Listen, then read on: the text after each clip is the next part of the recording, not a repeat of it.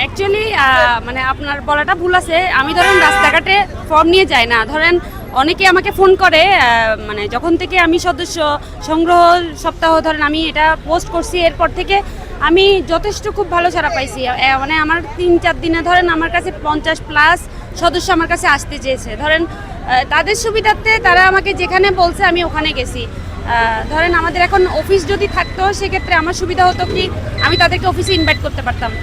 মানে বাসাতে তো আমি সবাইকে ইনভাইট করতে পারি না। ধরেন মেয়েদের ক্ষেত্রে আমি বাসায় নিয়ে আসি। তো আমাদের অফিসটা দেখা হয়ে গেছে, আগামী 2 সপ্তাহের মধ্যে আমাদের অফিসটা কনফার্ম হয়ে যাবে।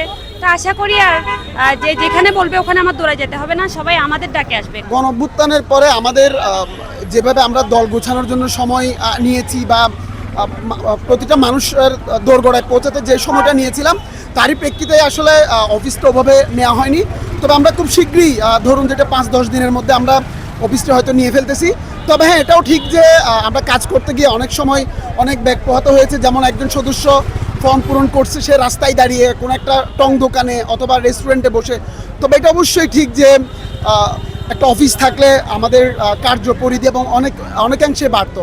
জনগণ আসলে এখনো রাজনৈতিক সচেতন না, এবং রাজনৈতিক দলগুলোকে তারা একটা অফিস ভাড়া দেওয়া বা তারা অনেক ভয়ের ভিতরে থাকে যে আমি আপনার একটা অফিস ভাড়া দিব এনসিপিকে, দেখা যাবে বিরোধী দল বা আদার্স যে কোনো পার্টি এটার উপর একটা হামলা হইতে পারে।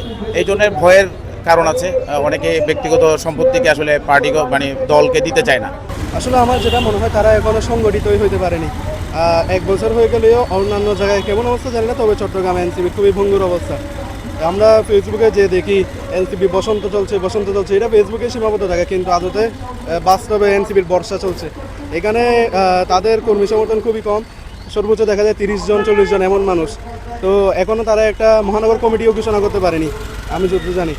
তো তারা যেহেতু সংগঠিত এবং তাদের ভিতরে অসংখ্য কোরাম, এই কোরাম থাকার কারণে তারা এখন কোনো একটা সিদ্ধান্ত পৌঁছাতে তাদের অনেক বেগ পেতে হয়, ফলত তারা এখনও অফিস নিতে পারেনি।